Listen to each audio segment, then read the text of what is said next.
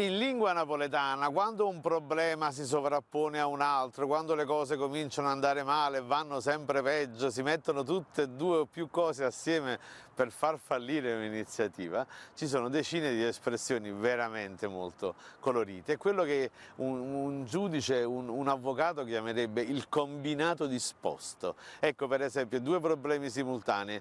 Si è unita la carne tossico, curtiello e scugnata, cioè non solo la carne era già dura da tagliare, ma il coltello pure manco è affilato. Chi leggero è bello produsino, gli è tagatta e ci piscia in coppa. Quindi già le situazioni andavano insomma male come peggio non potevano, e poi ci abbiamo messo anche del resto sopra. Lo strummolo a Turuteppo la funicella corta, già lo strummolo insomma Turuteppo lava, era squilibrato, era scheggiato, quindi andava più lento degli altri.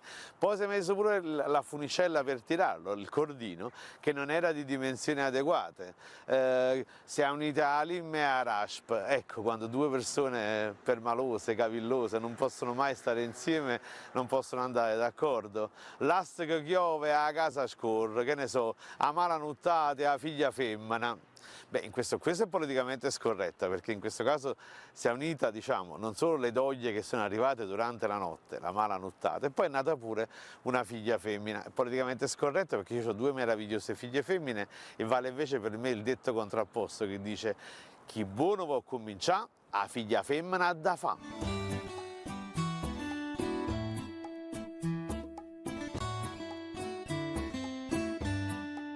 Un'altra sovrapposizione di problemi? Ha già perso Filippo e Opanara. Sì, praticamente il riferimento in questo caso è una farsa pulcinellesca di Antonio Petito. Sì, pare che insomma c'era un certo Pancrazio padrone che aveva un servitore che si chiamava Filippo, doveva portare una cesta di cibarie, ma durante il trasporto se le mangia tutte e non ha il coraggio poi di presentarsi, e quindi Pancrazio aveva perso Filippo e Opanara in questo caso.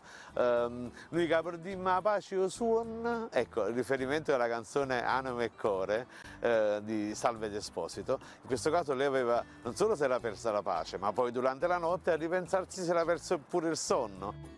Ha perso l'acqua e il sapone, quando si lava a capo ciuccia si perde quello e quello, sta poco fa.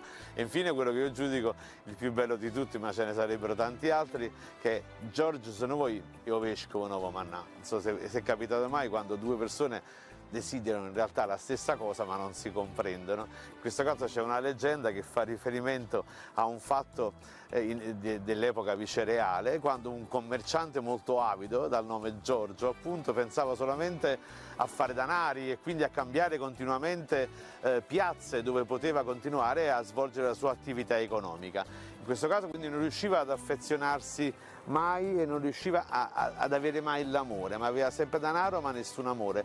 Pare che un vescovo dell'epoca insomma finalmente lo inviti finalmente ad andarsene, ma lui naturalmente voleva già andarsene per fare altro denaro. Ecco perché ancora oggi in napoletano, quando due persone vogliono la stessa cosa ma non hanno il coraggio di dirselo, Giorgio sono voi, io vescovo, nuovo mannà.